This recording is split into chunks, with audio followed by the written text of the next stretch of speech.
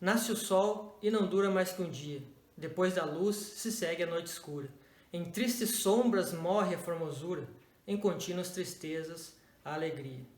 Porém, se acaba o sol, por que nascia? Se é formosa a luz, por que não dura? Olá pessoal, tudo bem? Ricardo Carvalho aqui trazendo a nossa segunda aula de literatura. Eu trago para iniciar o estudo de hoje esses belos versos de Gregório de Matos Guerra, O Boca do Inferno. Então esses versos, se vocês repararem, a gente coloca as famosas antíteses, característica do barroco. Nesses versos ele questiona a existência das coisas, né? Por que as coisas começam se vão acabar, né? Na interpretação dele, se vocês observarem, prestarem atenção nesses versos que eu citei agora, vocês vão ver, né, que tem palavras tristeza, alegria, sombra, luz, que é uma característica marcante dessa escola literária, né? Ele questiona o sol, por exemplo, né? Porém, se acaba o sol, por que nascia? Por que as coisas terminam? Né? O amor, por que ele começa se ele termina? Por que a pessoa nasce se ela morre? Então esse é um questionamento existencial do Gregório de Matos que ele traz através de metáforas aí nesses belos versos que eu acabei de falar para vocês agora no início da aula.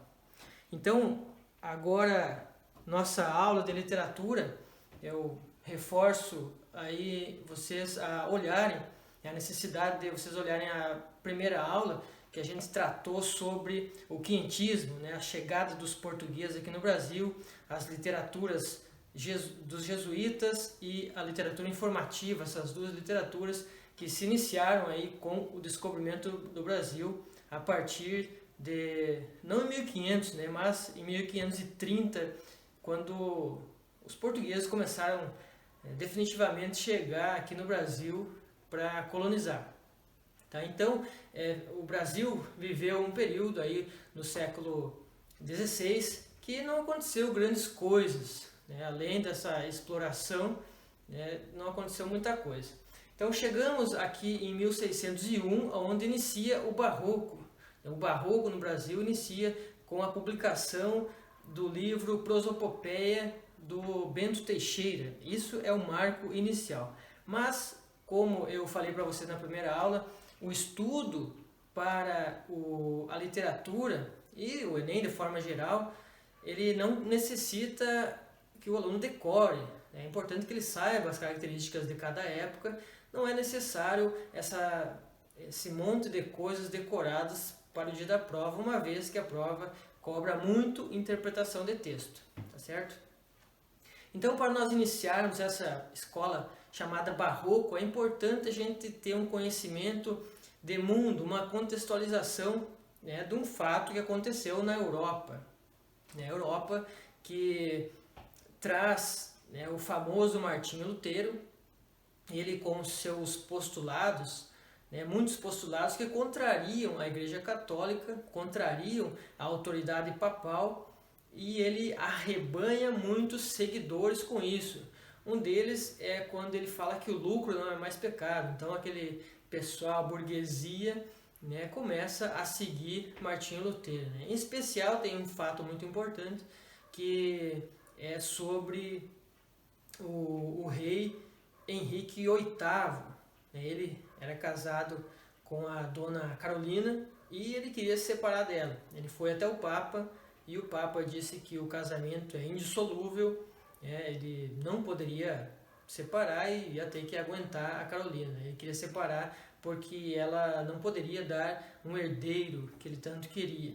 E ele daí foi, né, para o lado do Martinho Lutero, que ele falava que o casamento não era indissolúvel, né, contrariando a ordem do Papa. Então aí surge, né, uma corrente que vai de encontro com a Igreja Católica.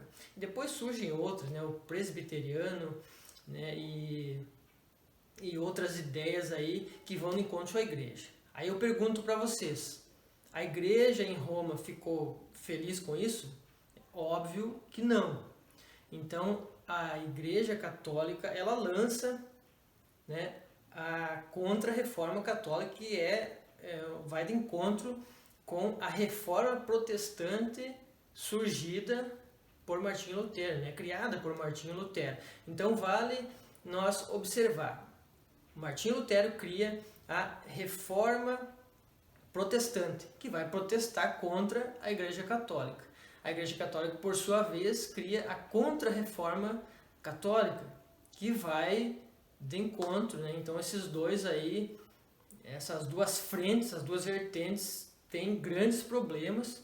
Óbvio que a Igreja tem o poder, é mais forte, e muita gente acaba sendo perseguido, morto, né? Tem a Santa Inquisição, muitos livros foram queimados, né? Livros importantes de vários pensadores, né? Temos Kepler, Rousseau e outros aí que foram para a fogueira, e teve muito problema com isso. Então a igreja ela se aproveita das grandes navegações para também aumentar a influência, né, a fé católica no mundo, já que tinha perdido muitos seguidores por conta aí desse pessoal da reforma protestante. Tá? Então, o homem barroco desse período, aí, desse início do século XVII, é um homem que está entre o céu e o inferno, ele não sabe o que ele faz, é um homem confuso. Eu digo homem, me referindo às pessoas, né? Tanto o homem como a mulher. Então, essa pessoa, esse homem do início do século XVII, ele é um homem perdido. Ele não sabe, ele acredita na igreja, acredita em Martinho Lutero, né? Acredita na salvação, comete o pecado, né? Não comete o pecado, leva uma vida mais regrada para buscar o paraíso. Então, essa confusão é o que está no meio da sociedade de então. E a gente sabe que a literatura, ela, como eu falei na última aula, a literatura e a história ela caminham junto. Então a literatura é um retrato da sociedade. Se existe essa confusão, esse conflito interno do homem da época, a literatura ela retrata esse conflito. Nesses versos que eu falei para vocês do Gregório de Matos, a aproximação de palavras opostas. Então temos a tristeza, a alegria, a luz, a sombra, né, o céu e o inferno. Esse conflito do homem é representado na poesia de forma sutil. Então, para entender o barroco, entender por que tem tanta palavra contrária perto da outra, é necessário que se entenda o contexto da época. Então, o homem se via entre Deus e diabo, céu e inferno. Era muito comum aparecer palavras contrárias na mesma frase. Por isso, eu coloquei aqui antítese. Isso é uma antítese, é quando tem a aproximação desses opostos. Como eu disse no início, naqueles versos que eu falei para vocês, nasce o sol e não dura mais que um dia, depois da luz se segue a noite escura, luz, noite, em tristeza, alegria, em tristes sombras morre a formosura, e por aí vai. O poema é mais extenso e o poema todo é cheio de antíteses. Antíteses, uma figura de linguagem que fala sobre essa aproximação de palavras opostas, tá ok? Muito bem, carpe diem, esse termo vocês provavelmente já ouviram falar nas redes sociais, é um termo que surge tanto no barroco como no arcadismo, mas primeiro vamos falar do barroco. Significa que aproveite a vida, carpe diem, aproveite a vida, porque a gente não sabe o dia de amanhã, não sabe se vai para o céu, vai para o inferno, então aproveite a vida, aproveite o momento. Esse é o carpe diem do barroco, carpe diem, o termo do latim, é exatamente carpir o dia, carpir o dia, aproveite o dia. Eu diria que não é bem aproveite o dia, mas aproveite o momento. Essa é a ideia principal do barroco.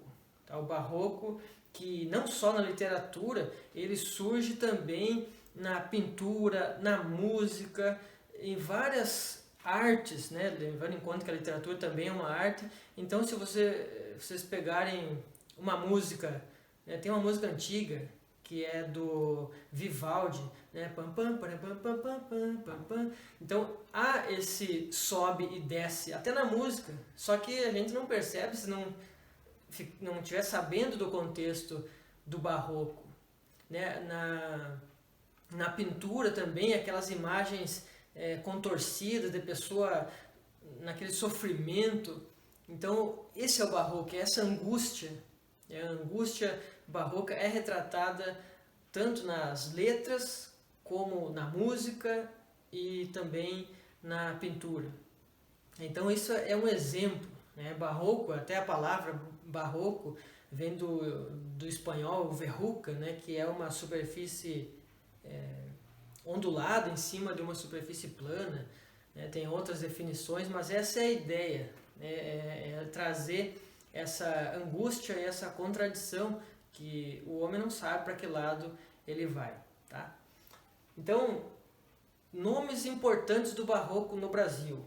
Gregório de Matos Guerra, ele que é o principal nome do barroco. Gregório de Matos, ele é uma pessoa muito polêmica, então ele recebe o apelido de o Boca do Inferno, né? Gregório de Matos nasceu, né, na Bahia e muito novo foi morar em Portugal, estudou na famosa Faculdade de Coimbra, né? Se formou lá e voltou aqui para o Brasil com 40 anos. Então Gregório de Matos, imagina, ele foi embora, né, quando o Brasil tinha sido descoberto há pouco tempo, né, a Bahia, com certeza as praias limpas da época e paisagem, né, um paraíso tropical. Ele foi e quando ele volta é a capital do império. Imagina as sujeiras, tanto física quanto morais, de uma capital, ele encontra ali e ele começa a criticar todo mundo.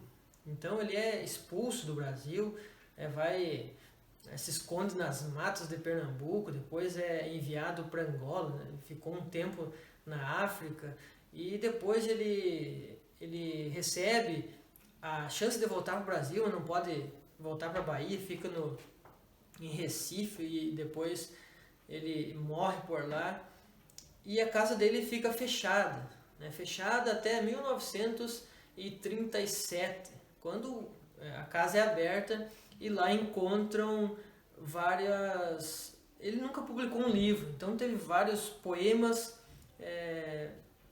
jogados, né? E perdidos por lá sem uma organização. Aí os alunos, né, e professores da Faculdade de São Paulo pegaram essas obras dele e algumas eram, né, escritas de autoria de Gregório de Matos e outras, né, foram dadas para ele porque não tinha a assinatura dele, né? Então, obviamente, as que tinham a assinatura dele eram do Gregório de Matos e as outras, né, deu-se aí como se fossem dele porque estava na casa dele. E daí foram publicadas, né, dividiram a obra dele em poesia satírica, religiosa e amorosa. Então o Gregório de Matos, ele é um poeta ele era religioso, né? Ele acreditava em Deus, ele era contra a igreja. Então ele criticava muita gente e o interessante é que ele tentava buscar Deus, né, meio com deboche, eu diria, né? Tem um poema que ele fala: eu sou o Senhor, ovelha desgarrada, cobrai-a e não queirais, pastor divino, perder na vossa ovelha a vossa glória. Ou seja, ele está dizendo: eu estou aqui pecando, né? Mas se o Senhor não me perdoar, você vai perder um servo, vai perder a sua glória. É mais ou menos isso que ele diz. Ele não diz que vai parar de pecar. Eu estou pecando, mas o Senhor tem que me perdoar. E ele tem esse tom de deboche, né, o Gregório de Matos. Tá, então, vale lembrar, eu coloquei aqui, é bom você saber que ele é cultista. Cultista é aquele poeta que escreve de forma difícil. É difícil de entender os versos do Gregório de Matos, tá? Então ele se chama cultista. Cultista é quando tem essa dificuldade de entendimento, a linguagem é difícil. É uma característica do barroco, uma linguagem conturbada, né, representando o próprio eu do indivíduo dessa época, né, em quem eu acredito, se realmente eu cometo pecado ou não cometo pecado. Né? Eu acredito na visão teocêntrica ou a visão antropocêntrica. Então existe essa dúvida, e não só nas antíteses é representado, mas também na forma difícil de entender os poemas desse período. Então Gregório de Matos é cultista, embora tenha alguns textos dele na linguagem conceptista, que é a forma mais simples, ele é predominantemente um cultista, tá? Chegamos a outro nome importante também dessa fase barroca, que é o padre Antônio Vieira. Tá? Padre Antônio Vieira é um padre muito famoso e um dos principais nomes também no barroco, né, ao lado do Gregório de Matos. Ele é conceptista, então ele defende a simplicidade na escrita. Tá? Então ele defende a simplicidade na escrita, o padre Antônio Vieira, por isso que ele é conceptista. É o contrário, então, de cultista. Se o cultista escreve difícil, o conceptista escreve fácil. Então o padre ele é famoso pelos sermões, né? Os sermões do padre Antônio Vieira. Ele até tem uns versos que ele fala, né? Não fez Deus o céu em xadrez de estrelas. Por que os homens fazem das palavras, né, dos versos, um xadrez de palavras? Então ele compara, né? Deus fez as coisas simples, né? O céu tem estrelas, mas não é um xadrez de estrelas que é difícil. Por que o homem faz um xadrez de palavras ao invés de tentar fazer uma coisa simples de fácil entendimento? Né? Então cabe essa observação aí do grande padre Antônio Vieira, ele que é famoso pelos sermões, né? Os sermões do padre Antônio Vieira. Né? Ele era a favor da escravidão africana, né? E não a favor da escravidão indígena. Então a gente fica nessa contradição também do padre Antônio Vieira. Né? Ele diz que, né, não fez Deus a imagem e semelhança dele, não somos todos filhos de Adão e Eva, né? Por que escravizar os povos indígenas? Mas ele defendia a escravidão africana. É importante a gente saber isso, né? É interessante, só que a gente tem que entender também o contexto da época em que ele vivia. Né? 1600 ali estava ainda longe da abolição da escravatura, então era uma ideia diferente de mundo. Então a gente observa, mas tem que lembrar do contexto, né, em que vivia o padre Antônio Vieira na época, tá bom? Então, batemos aqui de forma resumida, para não ficar uma aula muito extensa, né, vocês que estão agora tendo esse contato com a literatura para o Enem, né, que aumenta a responsabilidade, o aluno tem que se dedicar um pouquinho mais, prestar atenção, então eu tento deixar um pouco mais reduzida a nossa aula para que vocês sintam prazer de assistir uma aula de literatura, levando em conta aquilo que eu falei na aula passada sobre ter sensibilidade para estudar, né? Não ter aquela obrigação e observar mais a literatura de forma prazerosa, né? Trazer um lado mais fácil de você estudar, né? A literatura sempre é bom estudar tomando um café, né? Até eu ia fazer um café aqui para tomar e ficar conversando com vocês, e acabei começando a gravar aqui e acabei esquecendo, mas na próxima aula eu tomo um café junto aí, tá? Então batemos o barroco aqui. Barroco, o que é importante você saber é essa contradição entre bem e mal, céu e inferno, Deus e diabo. Isso vai aparecer muito, antítese, aproximação de termos contrários, tá ok? Chegamos mais à frente um pouco, vamos para essa outra escola, a escola literária, que é o arcadismo. Então sempre é bom saber, porque o arcadismo ela é uma escola que nega o barroco, né? Sempre quando surge uma escola, ela nega a outra, senão não haveria a necessidade de ter uma outra escola, era só continuar o barroco. Mas não, mudam as ideias da época e mudam assim a literatura também, a literatura, a música e as características da sociedade então vai mudando, vai evoluindo.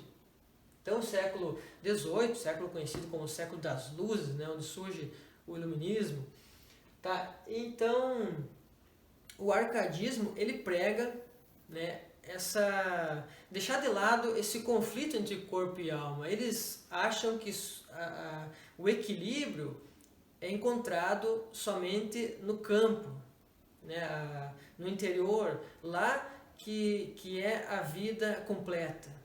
No campo, né, o pastor, aparece muito a figura do pastor cuidando das ovelhas, então é uma propaganda da volta ao campo. Isso que os poetas árcades pregam, né, fazendo um resumo aqui do arcadismo. Então, o barroco conflito entre corpo e alma, os opostos, o arcadismo prega exatamente a volta aos valores interioranos. Neoclassicismo. Ele é a imitação dos clássicos, por isso que neo significa novo, né? Imitação dos clássicos. Se teve lá, aqui no Brasil a gente sabe que a literatura começou em 1500, mas antes de 1500 houve outra literatura, o trovadorismo, o classicismo em Portugal. Então esse arcadismo ele é um retorno ao clássico. Então aqui a gente vê muitos nomes da literatura greco-latina e greco-romana também, né? Traz alguns nomes da Grécia e nos poemas aparece muito isso. Por isso que é imitação do clássico, neoclássico, novo clássico. Então é por isso esse nome. Então o arcadismo ele traz essa busca, né, da vida para fora, a vida no interior, a vida em contato com a natureza. Essa é a principal característica do arcadismo. Mas por que isso? Por que essa sociedade mudou exatamente o jeito de pensar? Eu vou explicar para vocês o seguinte. Então, lá na Europa, né, quando isso foi reflexo da Revolução Industrial ocorrida, evidentemente, na Inglaterra, porque o único país, né, capaz de fazer uma revolução industrial por ter dinheiro era a Inglaterra. Aí você me pergunta por que a Inglaterra tinha tanto dinheiro? É muito simples, né? Eu respondo com muita certeza. A Inglaterra conseguiu muito dinheiro, principalmente através da pirataria. Portugal e Espanha iam nos países que eram colônia deles, né, pegavam o ouro e a Inglaterra roubava o ouro em alto mar, ali, esse ouro dos portugueses e dos espanhóis. Então, Portugal ficou com uma dívida muito grande, né, por exemplo, com a Inglaterra, que depois culminou ali naquela derrama, né, que vocês vão estudar em história, que Portugal começou a cobrar altos impostos, né, tentando pagar a Inglaterra lá, e até hoje nunca foi paga essa dívida de Portugal com a Inglaterra. Tá bom? Resumindo, então o arcadismo é um retrato e uma consequência da Revolução Industrial ocorrida na Inglaterra. Por quê? Quando começaram a surgir as indústrias, né, o pessoal lá da Europa começou a vender a propriedade no campo para irem para a cidade em busca de uma vida melhor, em busca de enriquecer, né, trabalhando na indústria. Só que quando eles chegam na cidade, é uma exploração muito grande. É uma exploração muito grande. As pessoas trabalham 18 horas por dia, são contratados de manhã e são demitidos à tarde, não tem direitos trabalhistas nenhum. Tanto é que no século XVIII a gente não vê falar de movimentos sociais, algumas organizações que protegem o trabalhador, não, na época não existia. Então essa frustração dos trabalhadores, essa frustração das pessoas que vinham com suas famílias, com seus filhos para trabalhar na cidade, acaba sendo retratado na poesia, na literatura em geral. Então vocês observem bem, eles saem para trabalhar na indústria e não encontram aquela riqueza, aquela facilidade que tem na cidade.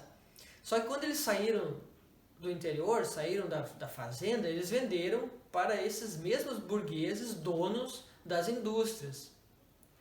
E quando querem voltar, eles vão voltar funcionários desses burgueses. Ou seja, eles saem do interior pobres e vão para as cidades. E voltam para o interior miseráveis. Então isso causa uma frustração nas pessoas, que por isso que a solução encontrada pelos artistas, pelos poetas da época, é fazer essa propaganda do campo. O campo é bom, o campo é maravilhoso, né? O equilíbrio as pessoas só encontram no campo, porque as pessoas estão sendo exploradas na cidade. Isso também, essa frustração social, tanto da Revolução Industrial como da Revolução Francesa, vai refletir mais à frente no romantismo, que a gente vai estudar na próxima aula. Mas por enquanto, eu explico para vocês aqui o motivo pelo qual o arcadismo prega essa volta para a natureza, volta ao campo, né? Que a cidade, as pessoas estavam infelizes, né? Infelizmente aconteceu dessa forma aí. E a literatura, ela recria a realidade. Ela recria a realidade como a gente falou, né? Então ela está aí junto com a história. Muito bem. Então as características do arcadismo aqui ficam a simplicidade, que é o simples, né? As pessoas trabalhar, né, lá no interior, essa simplicidade característica, né, sem barulho. A gente sabe que as pessoas do interior têm dificuldade, mas eles pregavam isso. E vale lembrar que os poetas eles não queriam morar no interior, eles só faziam essa propaganda. Eles eram iluministas, eles eram pessoas importantes, né? Então é aquele negócio, faça, né, o que eu digo, mas não o que eu faço. Era por aí. Bucolismo, então, se refere à paisagem bucólica, né, paisagem do interior, campos, matos. Então isso é o bucolismo, aparece muito na poesia arcadista. Carpe diem. Vocês viram que aparece tanto no arcadismo como no barroco esse termo carpe diem. Então vamos voltar aqui ao barroco. Esse termo representa, né, aproveite a vida, aproveite o momento, porque a gente não sabe o dia de amanhã, a gente pode morrer e ir para o inferno. Então, e aqui esse carpe diem do arcadismo, ele é o carpe diem, simplesmente aproveite a vida. Aproveite a vida, só isso. Tá? Não tem um porquê. Somente aproveite a vida, curta o momento. Né? Aproveite a paisagem, aproveite o campo. Só. Delegação poética. Então é importante sabermos também um detalhe importantíssimo, né? Fazendo aí um pleonasmo sobre a delegação poética.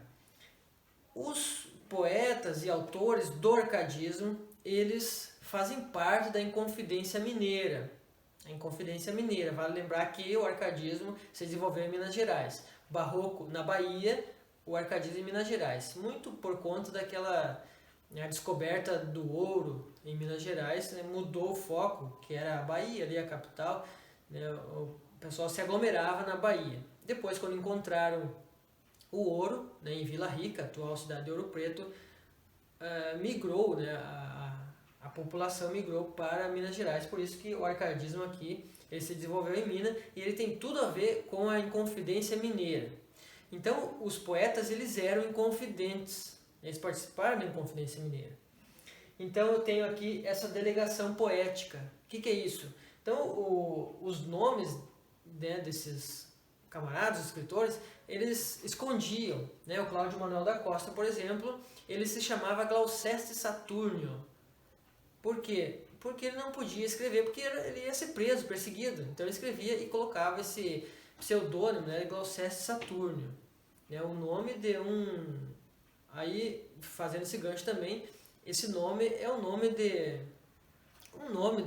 da literatura clássica lá que ele trazia. Então ele se nomeava, que se apelidava de o pastor Glouceste Saturnio. Por quê? Para ter aquela impressão do campo, né? O pastor Glaucésio Saturno, Tomás Antônio Gonzaga, o Dirceu, né? O pastor Dirceu. E aí ele tem o livro famoso, né? O livro Marília de Dirceu, né? Que ele escreve para a sua amada. Resumindo isso para vocês, tá certo? Então, eles eram inconfidentes, né? Já foi questão do vestibular, onde se desenvolveu o arcadismo, foi em Minas Gerais. Então, essa é uma questão muito simples de saber, tá certo? Então, batemos aqui de forma rápida o barroco e o arcadismo. Então, grave na cabeça, né? Tendo em vista que as questões do Enem vão cobrar interpretação, mas o aluno tem que saber o contexto da época, tem que saber as características de cada escola. Então, o barroco é a escola da contradição, do conflito. Para que lado eu vou? O arcadismo prega a volta para o campo. O único jeito do ser humano encontrar o equilíbrio é a volta para a natureza, a volta para o campo.